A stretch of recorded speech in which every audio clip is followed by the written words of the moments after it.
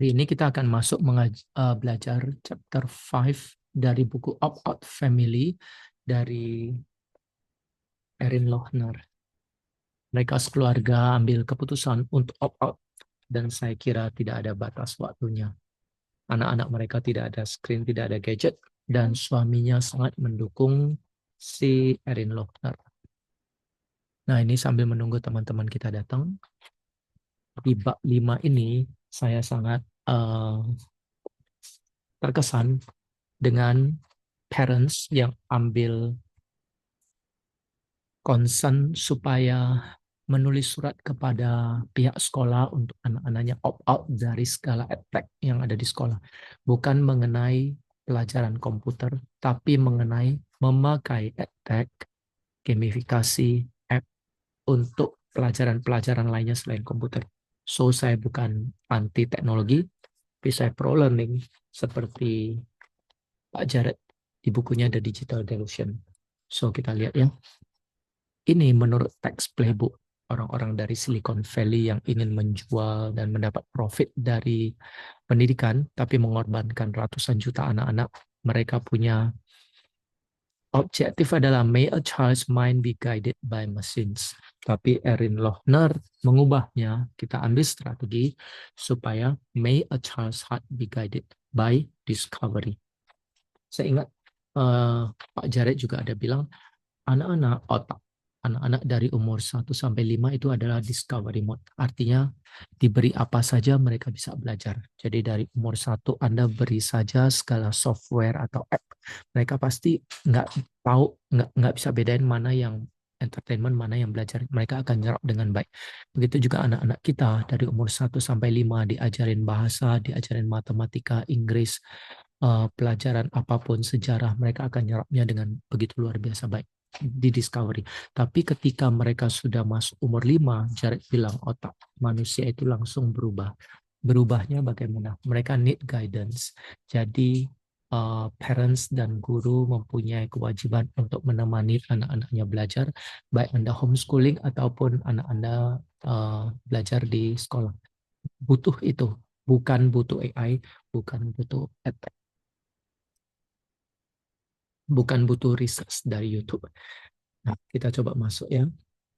See to it then that the light in you is not darkness. Jadi jangan menganggap bahwa teknologi itu akan membuka pintu bagi anak-anak kita sehingga belajarnya menjadi lebih baik. No. Light-nya sudah ada di dalam diri kita sendiri. Ini majunya. Oke. Ini ceritanya this afternoon, I-nya Erin, to a walk through the woods surrounding our neighborhood school.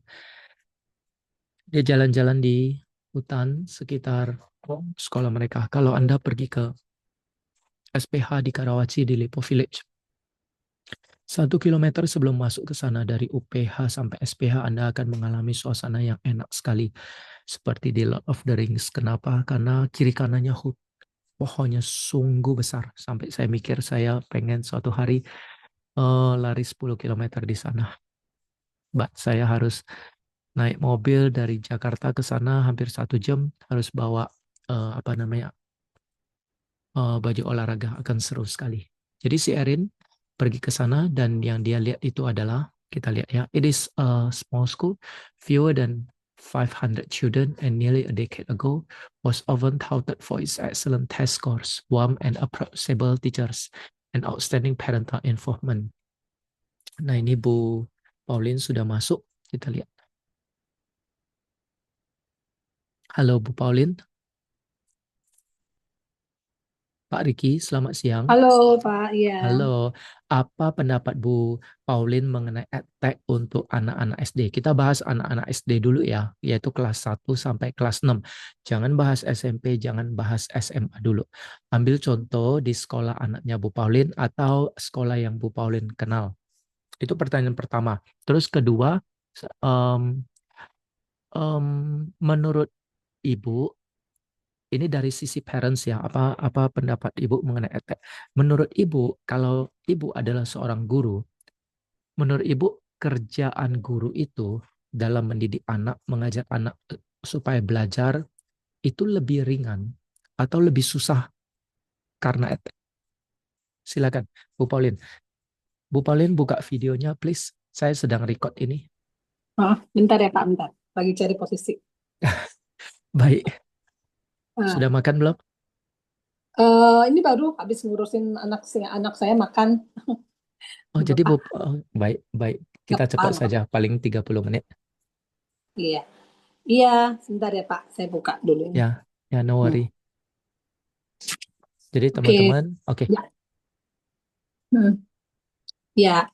eh, Kalau ya menurut saya sih ya, yang dulu anak saya tuh produk online ya, jadi hasilnya sih jujur saya menurut saya kurang bagus memang. Cuma kan terpaksa ya, si Kiefer itu emang lahirnya di zamannya online, jadi pas lagi COVID, jadi ya dia hanya nikmatin eh, TK itu cuman 1 tahun ya, preschool, playgroup waktu itu ya masih ya, jadi 3 tahun waktu dia masuk nursery itu udah online gitu.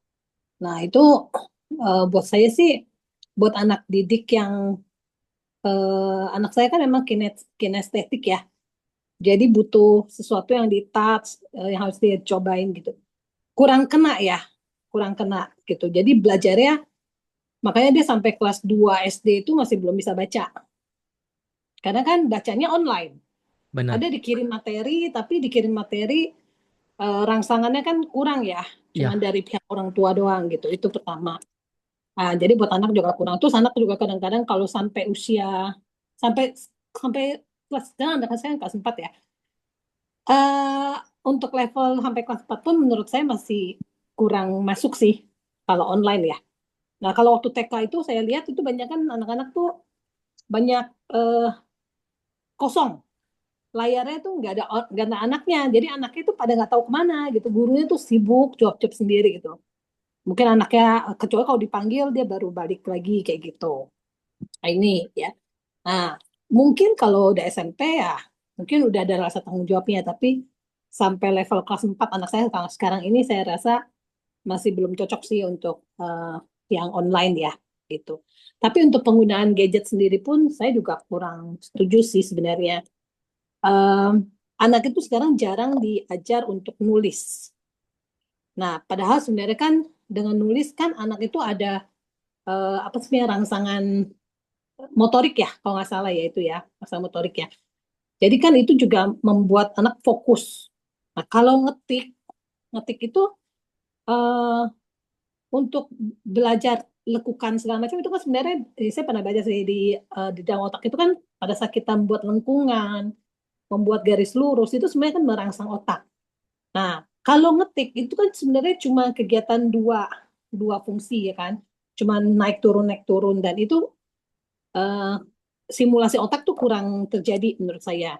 Nah, itu jadi hmm, kurang ya. Dari sisi guru pun sebenarnya support ekstra sih. Mungkin bisa gampang kalau guru yang nggak punya hati ya. Kalau misalnya, oh saya cuman eh, ngejar kurikulum, oh dia cepet banget kalau online karena dia nggak perlu tahu muridnya bisa nggak bisa kan dia nggak kelihatan.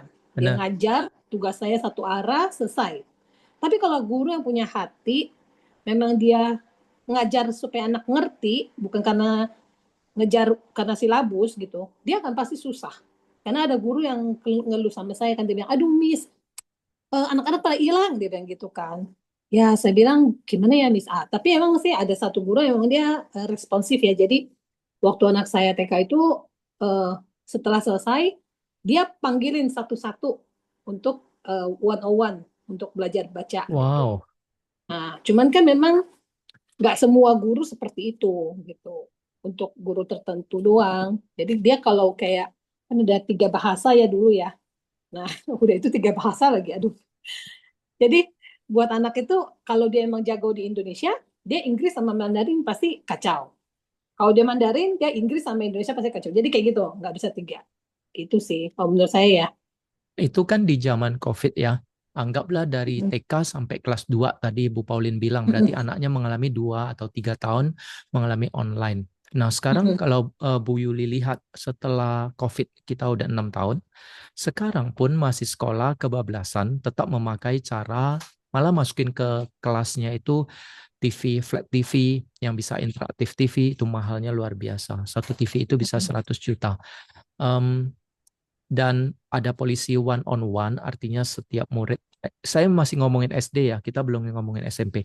Kita anggaplah ngomongin SD kelas 1 sampai 6. Kalau dari Bu Yuli, di anaknya di Francis, itu di SD ada nggak polisi yang one on one.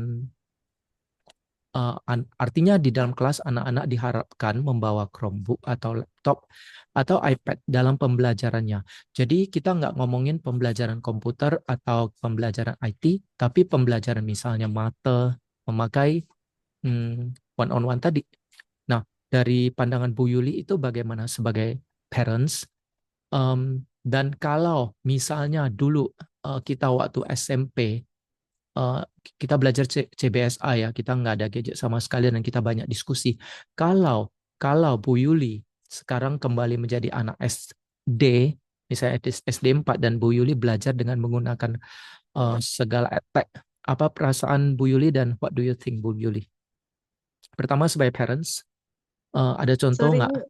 Baik, saya punya putus-putus. Jadi maksudnya tentang anak-anak sekolah SD ya, apakah mereka sebaiknya pakai laptop atau enggak, pakai Chromebook atau enggak gitu ya? ya, tapi Questionnya. Tadi beri kan saya bukan hanya sekedar dari pandangan Bu Yuli, tapi jawaban seperti Bu Paulin tadi yang mengkaitkan anaknya. Jadi ada contohnya.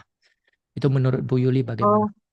contohnya real life example aja. Anak saya yang pertama itu kan dia kena banget pas COVID, dia pas grade 5 sampai 6 ya. Dan itu jadi kan itu mau nggak mau dia pakai laptop juga pakai handphone. Nah, dan itu belum ready dan sejak Suara itu Bu saya Yuli lihat mengecil. Suaranya hilang, dia nah. lebih addicted gitu loh. Susah dibilangin untuk stop. Sampai sekarang Bu pun Yuli, makanya lebih, suaranya kan hilang. sekarang dia udah SMA 3 ya, Suaranya udah mengecil kayak Bu Yuli. lebih more matured. Kedengeran nggak ya Pak? Tidak. Nggak, nggak sama sekali. Halo? Halo, kedengeran nggak ya? Eh, Iya. sepertinya Bu Yuli juga nggak bisa mendengar kami ya. Halo?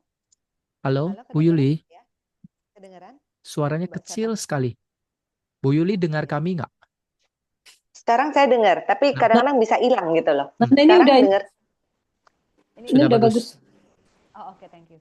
Ya, Eh, real life example aja untuk anak saya yang pas COVID grade 5 sama grade Bu 6, Yuli, dia suaranya menghilang lagi atau mengecil kembali? oh, coba saya ganti gadget ya. Saya ganti Baik, telepon. baik. Take your time. Saya ke Bu Paulin dulu. Kalau Bu Paulin tadi boleh nanya nggak? Itu berarti yang anaknya kedua ya? yang terakhir, Pak. Oh, yang ketiga. Yang ketiga ya. Nah, impact, saya mau dengar yang pertama sama kedua, apakah mereka ketika masuk ke COVID dan online, mereka dari SD semuanya udah pen and paper, tiba-tiba ke online, bagi mereka itu jadi lebih gampang dan mereka happy atau enggak anak pertama? Oh, enak nih, nggak usah capek-capek. Oh, ada ibu, ada langsung jawab MCQ di screen.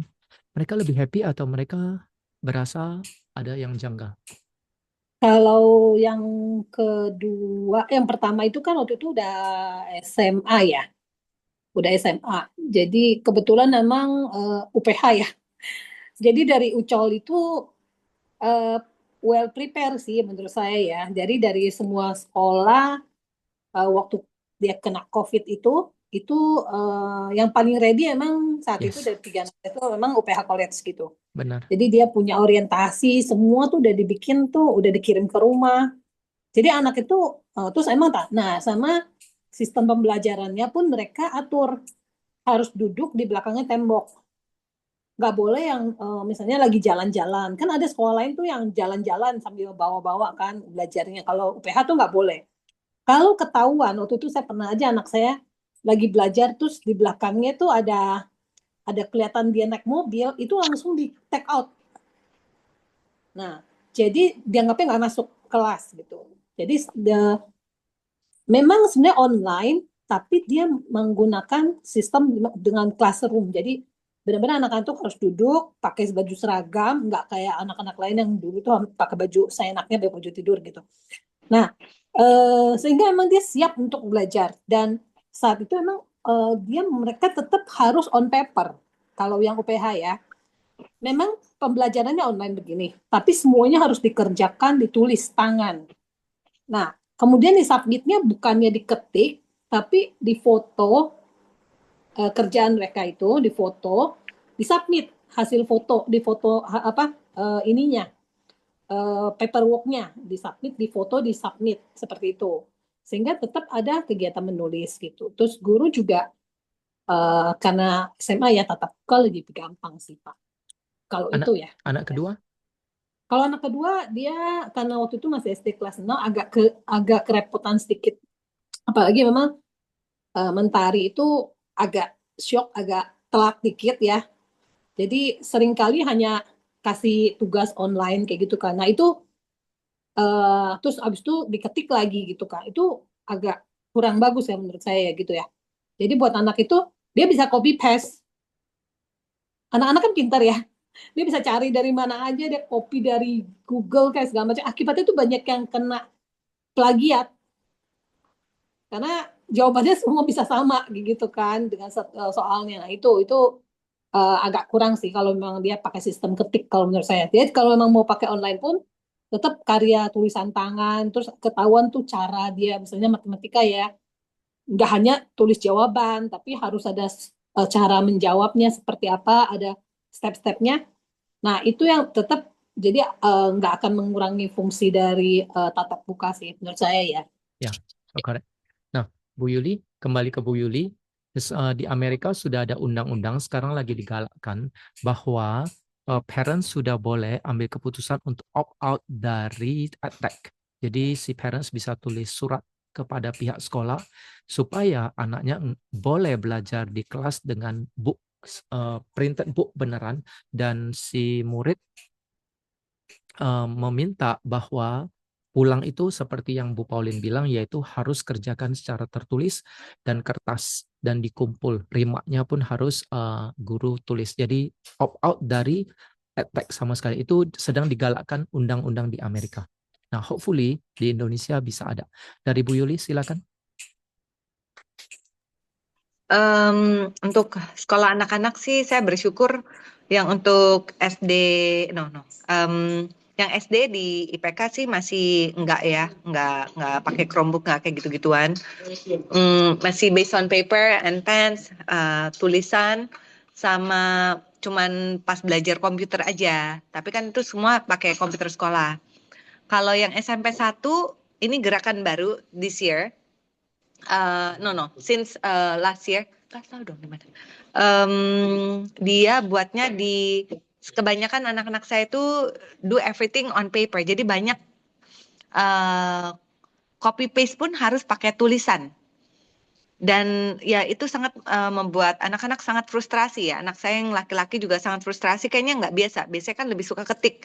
Tapi karena kayak gini kan ini dibantu supaya tulisannya diajarin, tulisannya harus lebih rapi, dan semua dia punya integrated project itu semua on paper ya David ya, harus tulis di paper. Iya, nah, anak saya di depan saya jadi saya bisa tanya langsung. Saya tahu dia banyak tulis, jadi lumayan frustrasi sih. Maupun copy paste. Saya tanya, frustrasi itu ketika ngerjakannya pakai ketik atau nulis? Oh, justru ketika disuruh nulis banyak dan jadinya frustrasi.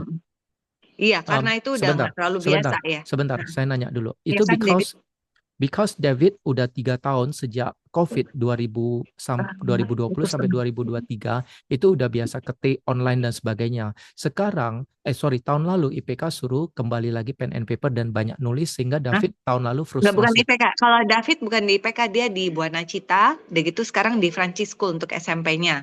Baik. Jadi dia pindah beberapa sekolah, dia kena COVID juga 1 tahun online, tapi itu pas SD 1 dia, pertengahan SD 1. Jadi tapi itu sekolahnya very good, banyak hands on, eksperimen lah, suruh masak. Jadi orang tuanya yang sangat repot untuk memfasilitate itu semua. Cuman jadi cuman online melulu. Jadi a lot of interactiveness ya.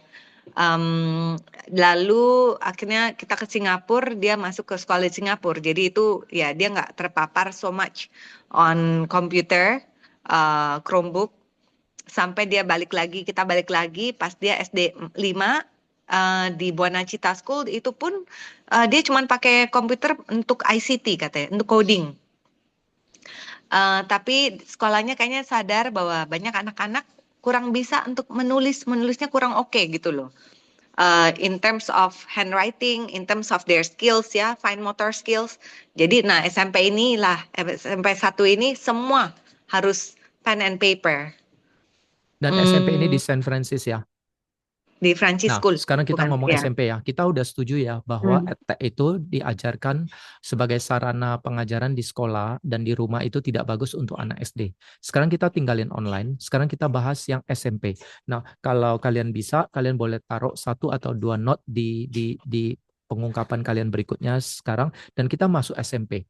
Saya mendapatkan contoh barusan dari Bu Yuli dan Bu Pauline bahwa menulis itu penting.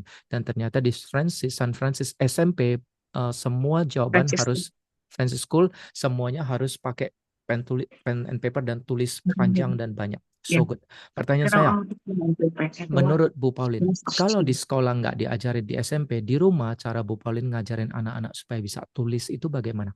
Tulis bisa dalam hal mengarang, bisa dalam hal comprehension, baca 1 bab, habis itu tulis resume, bisa juga baca comprehension cerita, misalnya SAT, 1000 atau 700 kata, nanti ada 10 soal, jawab, bukan MCQ ya.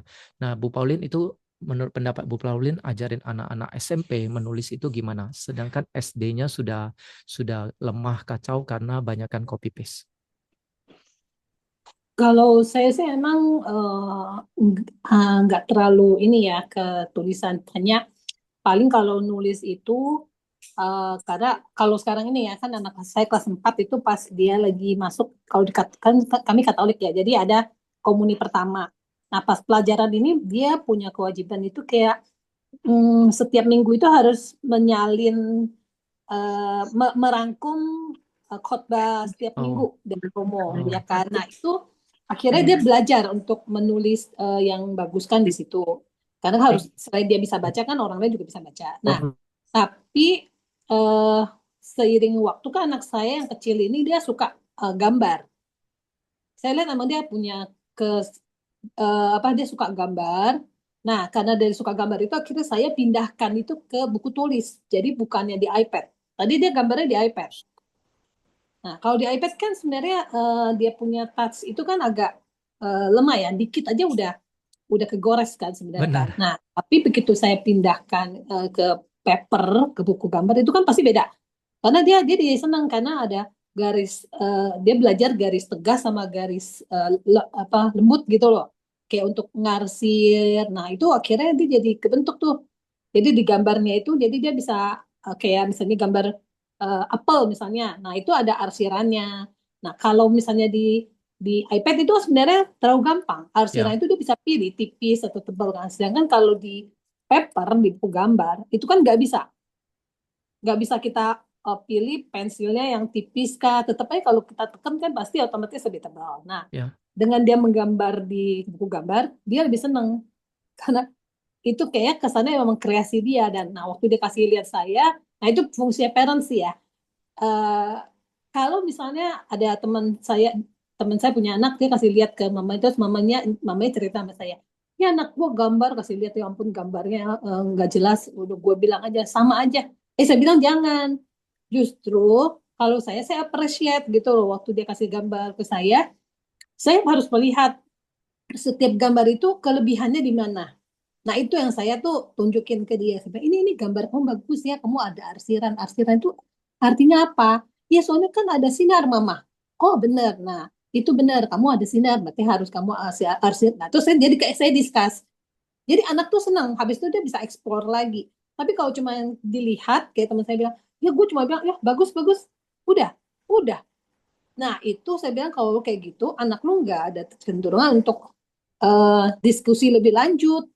Kalau kamu cuma nanya gimana sekolah, nggak bisa. Nah kalau kebetulan kalau saya ngeliat memang dia punya ini gambar, Nah, kita punya diskusi yang panjang untuk setiap gambar dia, dan diskusinya selalu beda. Seperti itu sih Pak, kalau saya Jadi ya. ketika goresan tangan si anak dalam menulis dan menggambar, itu jati dirinya keluar. Setiap anak Iya, beda. Baik, very good ketika ditunjukkan gambar dan bisa berdiskusi tentang gambar, garis tebal, tipis, gambar apa ini itu jati dirinya keluar, very very very good. Dan satu lagi ada editif dan ada pembelajaran editif, bukan addition ya, editif, penjumlahan dan subtraktif. Jadi kalau kita belajar mobil otomatis dulu dan ketika kita udah bisa 3 bulan, kita disuruh belajar mobil yang pakai kopling akan susah. Nah, anak-anak yang sudah belajar pakai Procreate, pakai iPad, disuruh belajar ke pen and paper, akan kesusahan. Tapi impact-nya lebih bagus. Thank you, Bu Pauline. Thank you so much. Untuk Bu Yuli, ada note nggak dari chapter 5? Ada 1-2 nugget nggak yang mau di-share? Ya, saya sangat suka banget yang di-remind ya untuk halaman, oh ya, saya lagi cari.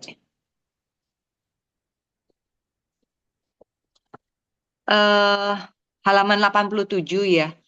Kayaknya I didn't need to teach my children what to learn. I wanted instead to teach them how to learn. Jadi, sama iya. saya juga garisin. Terusin, Bu. Dan gitu juga sama yang 80 ya, itu the whole paragraph di sana ya. Jadi I wanted her to seek out stories, to listen well, to learn from others, to develop theories, to test them, to fail, to try again. Yes, kita mau anak-anak kita itu untuk have to have a lot of knowledge. Tapi yang paling penting itu bukan knowledge ya, tapi bagaimana mereka mempunyai hati yang care for others, being kind, be empathetic ya. Itu sangat saya diingetin sih. Kayaknya ya, what are you doing gitu loh. What do you want your kids to learn? Mau tah cuman academically dapat 90 A's terus 100. That's not the real education. Real education itu should be making an impact juga to those surrounding you ya. Jadi itu saya di-remind, ditegur juga ya untuk it's not about knowledge only, the education. Kasih 2 contoh dong, Ibu mengajar anak-anaknya supaya how to learn. Oh, How to baik. learn. Baik. Saya masih in proses ini, saya lagi ditegur, lagi diproses ditegur dan harus mikir, saya belum cerna what should I do next gitu loh. Jadi Dan kalau dengan edtech mereka hanya fokus ke information, how do you bikin paper, semua pakai AI, pakai research, itu semua knowledge masuk ke otak, inputnya keluar. Tapi si anak nggak diajarin tentang empati, care terhadap bumi, terhadap jangan ngomong bumi lah, keluarga, gereja, itu sayang.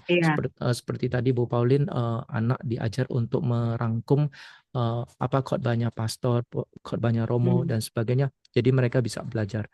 Semoga nanti kita bisa ada kepikir apa, kita bisa taruh di WhatsApp grup kita ya, yang tadi bagaimana sih cara ngajar anak untuk berempati dan sebagainya. Satu lagi Bu Yuli. Ya, misalnya yang kami bisa buat sih so far ya, we do have family time, family talk, faith talk gitu loh tentang iman. Apa yang Tuhan mau kita lakukan, we pray for each other. Tapi kayaknya we should do more than that ya. Di sekolah sih ada recycling program, go to orphanages and stuff. Cuman kayaknya I think we can do more than that gitu loh. Dan it's not just an activity. I hope yang saya lihat kebanyakan tuh activity seperti rutinitas, tapi I want it from the heart ya. Hopefully coming out from the heart gitu loh. Bukannya task done gitu loh. Ya. Jadi kenapa edtech fail? Karena yang keduanya, mekanisme keduanya, empatinya nggak keluar. Empati itu harus penting sekali, hubungan antara teacher dengan murid, hubungan dengan parents dengan anak, itu pembelajarannya akan baik sekali. Kita udah masuk menit ke-30 tapi kita belum tahu sama sekali tentang edtech loh. Coba kita posisikan diri kita sebagai parents yang agak lucky karena tahu hal ini dan tahu bahwa edtech itu tidak terlalu baik atau bahkan merusak di sekolah. Now, ide saya itu adalah kumpulin, seperti minggu lalu saya bilang, kumpulin 1-2 parents yang berasa concern dan udah pengap nih dengan edtech, dan semoga we can do something. Jadi di Digital Delusion belakangnya itu banyak sekali template untuk si parents, si teacher untuk tulis surat kepada pihak sekolah supaya mereka bisa opt out terhadap edtech, atau mereka bisa hilangin yang mana penting, yang mana enggak. Nah, sekarang kita masuk ke SMP. Bu Yuli anaknya SMA dan SMP ya. Kemarin saya minggu lalu ketemu sama anaknya. Itu wow, Such a coincidence ya. itu Saya juga nggak tahu. saya shock loh. Saya lagi berkunjung ke sekolah Menara Tirza. Setelah 2 jam di sana, tiba-tiba istri saya Cecilia bilang, coba kunjungin sekolah Buana Cita. Buona Buona Cita. Cita School. Ketemu capseknya, Iya. dan capsek bilang ada tuh Angelin ya. Iya, ada Evangeline pas dia lagi interview ya untuk anak-anak untuk dia punya project tentang diabetes. Wow, so good, so good. Dan saya senang banget ketemu anak Bu Yuli. Coincidence, very good. Dan saya bilang, you need to go to school, banyak school untuk ngomongin tentang ini apa namanya AI, the bad thing about AI. Oke, silakan. Ya, Siapa yang thank mau you. share dulu? Share itu dalam arti kita ngomongin 10 menit ke depan, kita berempati kepada parents dan anak-anak yang sudah stres banget dengan edtech. Mereka itu orang-orang yang pen and paper, orang-orang yang bukan kuno ya, tapi the real learner. Itu gimana tuh? Kita kumpulin 10 parents, kita bantu mereka menjadi suara-suara, kita bisa bantu ngomong ke mereka, kasih input, kita bisa kasih dorongan, dan gimana kita bisa ngomong ke capsek mereka. What do you think, Bu Pauline? Kayak gimana Pak? Maksudnya kumpulinnya itu berarti dari teman-teman kita, berarti kita harus ngomongin satu-satu kayak gitu ya? Hmm. Atau kayak gimana? Yang langkah pertama adalah saya akan tunjukin, saya minta maaf, minggu lalu saya udah bilang saya akan tunjukin tentang template-nya surat dari parents ke school, bahwa mereka sudah boleh mulai mikirkan kalau ada parents yang opt-out itu boleh atau enggak. Itu langkah pertamanya. Jadi bukan kita mengajak parents yang sudah nyaman dengan edtech untuk bergerak, bukan. Kita menyentuh parents yang sudah 6 tahun ini kesel dengan edtech, seperti yang tadi Bu Pauline bilang, kayaknya nggak cocok buat anak saya, online itu nggak bagus deh, edtech itu nggak bagus. Itu gimana idenya? Apakah good, dan ada ide apa lagi? Maksudnya berarti kita surat agak kurang ini sih jelas. Tapi aku mau kasih tambahan dikit, boleh nggak? Ada Boleh. masukan dari anak saya sih sebenarnya ya. Anak saya kan yang paling gede kan dia sekarang kuliah di Beijing ya, kuliah computer science gitu kan. Tapi dia dia kuliah di computer science, tapi dia yang salah satu orang yang dia kalau ngerjain kalkulus dia bilang ya, dia nggak suka pakai kalkulator, ya kan? Itu kan terus kadang-kadang yang saya kemarin waktu dia pulang kan beberapa kali dia ngitung, terus saya bilang gini, ini pakai kalkulator aja. No, no, no, no, no, dia bilang gitu. Itu yang jahat sekarang, dia bilang gitu. Apa-apa otak gak Wow, dipakai, kata itu kan. so good. Mama jangan sekali saya pakai kalkulator kalau mama masih bisa ngitung, kata gitu kan.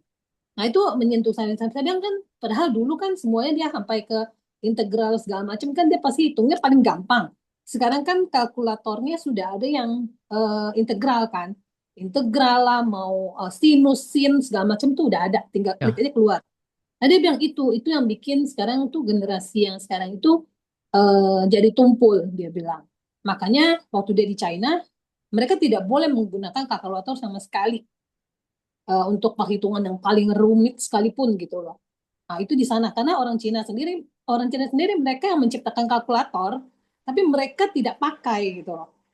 Mereka di sekolah itu tidak boleh pakai sama sekali kalkulator itu. Financial kalkulator atau apa namanya sih teknik kalkulator kayak gitu. Nah, itu sih membuat saya ya. Terus dia bilang ya itu oke adiknya kan sekarang kan. Mama, Kifar itu sampai kecil dia bilang, jangan scrolling dia bilang.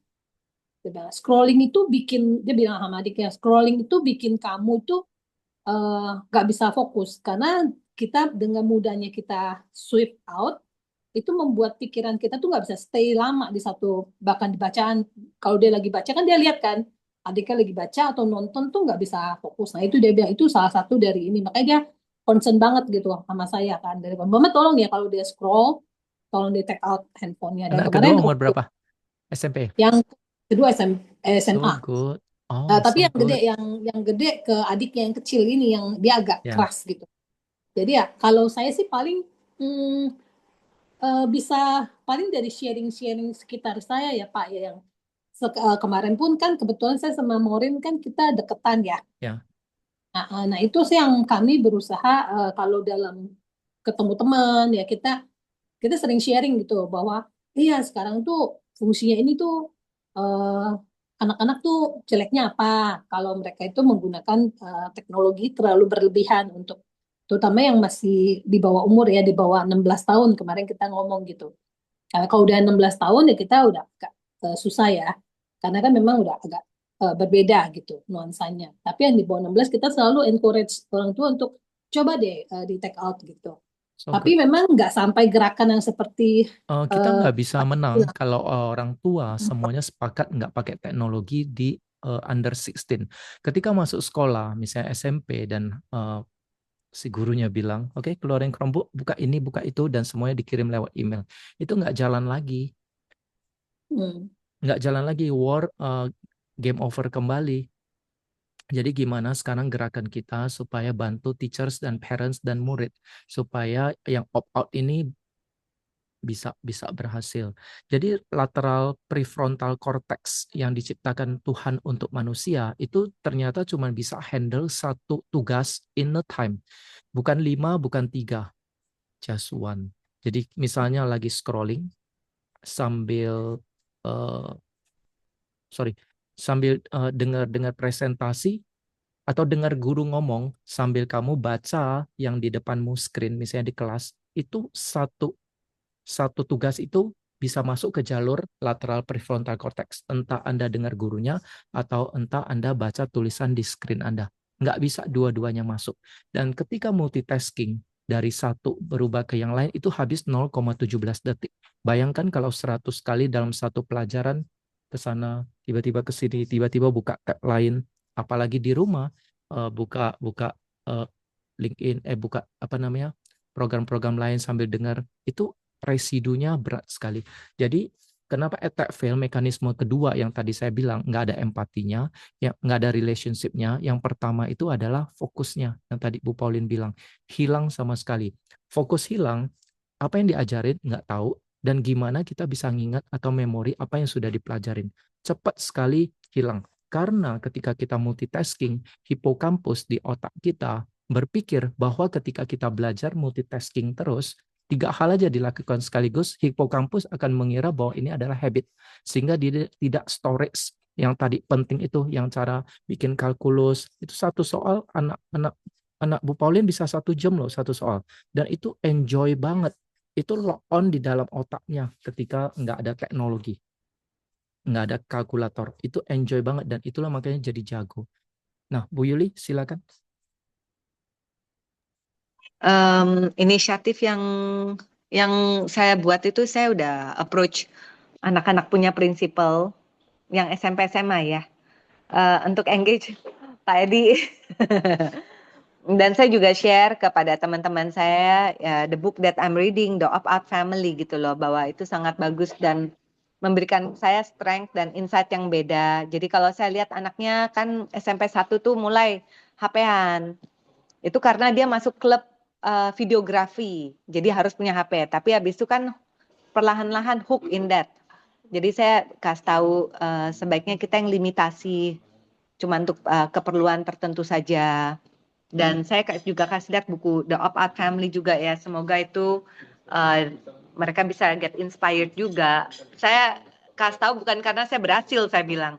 Karena saya juga udah kecemplung, anak pertama tadinya juga kayaknya susah banget ngelepasin gadget awalnya begitu, dan sejak saya baca The Opt-out Family, ya saya jadi tahu dan saya want to prevent for anak kedua dan ketiga gitu loh. Jangan sampai kebablasan kayak cicinya dulu gitu loh. Dan jangan Itu sih. hanya anak kedua, ketiga ya. Tuhan jadikan kita gembala. Kita harus care Iya, dengan teman-teman. Seperti yang Bu Yuli tadi bilang, iya, udah iya. engage. Kasih tahu ke teman-teman. Itu penting. Itu menunjukkan bahwa Anda care. Kalau kita hanya Hmm. care dengan 3 anak kita, itu belum care menurut saya. Apa Iya, yang kalian iya. lakukan setiap 2 minggu di sini, itu udah care dan beritahukan ke teman-temannya. Untuk anak-anak yang Hmm. videographer, itu harus belajar. Videographer itu penting, edit-edit itu penting.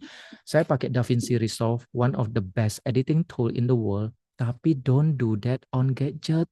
Sama gurunya bilang, belilah, belilah. Oh, saya demi DaVinci Resolve saya beli laptop loh, 20 jutaan lebih Asus.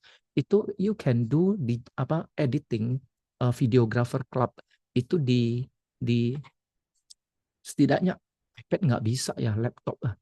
Kenapa? Karena mereka pakai gadget, karena mereka video langsung editing dan cut di sana. Tapi yang susah dikontrol itu ada tiba-tiba mereka scrolling, nonton yang lain, habis waktu lagi. Ya, oke. I think kita tinggal 3 menit. Now, perkenankan saya ngomong gini. Saya jumpa kalian ketika ada puluhan parents, tapi di seminar manapun di sekolah adain, parents diundang, tapi saya selalu mendapatkan less than 10 parents like you. Kenapa ya selalu begitu? Selalu less than 10, bahkan less than 5. Contohnya kalian datang waktu itu 60-an, tapi cuma 2-3 orang. Bu Maureen, semoga anaknya cepat sembuh. Cuma 3 orang yang oke. Artinya less than 5%. Saya lakukan di Bukit Sion 100 parents tapi hilang semua. Nggak ada. Why? Saya mendapatkan bahwa di atas mereka, di atas kalian semua siapa? Yaitu institusi yang kalian percaya, yaitu sekolah. Kalau sekolah masih melakukan boleh bawa gadget di sekolah, masih ada videographer club, masih boleh bawa HP, masih one-on-one polisi, kita nggak ngomongin SMA, saya argue di SMP. Nah, itu 90% kita kalah. Jadi seminar yang saya lakukan terhadap parents, terhadap kalian, itu cuma kekuatannya 10%. 90% kalau pihak sekolah masih lakukan ini semua, parents akan mikir, oh edtech itu oke, oh gadget itu penting kok untuk pembelajaran, videographer penting sekali. Tapi mereka nggak sadar ketika rumah ini bawa masuk ke kamar, pornografi masuk, semua yang serem masuk itu gimana kasihan parents-nya. Makanya saya bilang digital delusion itu 9 kali lebih bagus dari opt-out family. Opt-out family kita udah menang nih. 6 jam setelah jam 4 sampai jam 9 malam kita aman. Tapi di sekolah 8 jam. Di rumah kita 6 jam. Anak kita bersama kita cuma 6 jam sehari. Tapi di sekolah 8 jam. Kalau pemakaian edtech semua ada, mereka mikir tools ini adalah pembelajaran. Mereka bawa ke rumah, ini jadi entertainment. Jadi ini berubah 2 hal yang tidak bagus. Jadi menurut saya, setelah kita opt-out family atau sembari you punya time, tetap harus ke digital delusion. Nonton video-videonya Pak Jared dulu. Nanti saya kasih satu link, nonton beliau punya Jadi kita mulai ngomong ke teachers, ngomong ke sekolah. Seperti itu. Baik, thank you so much ya. Bu Pauline, thank you. Nanti kita ketemu lagi 2 minggu lagi. Kita ngomongin tentang Siri. Siri berarti AI kalau nggak salah. Nah, di bukunya Pak Jared, ini dua chapter ngomongin AI. Buruknya AI, parahnya AI. Baik, thank you. Bu Pauline, thank you. Bu Yuli. Ya, Thank you makasih. semua. Yo, Ya, Bu Yuli, thank you buat yo, sharing. masih See Bu you. Pauline, Bye-bye. Pak Edi.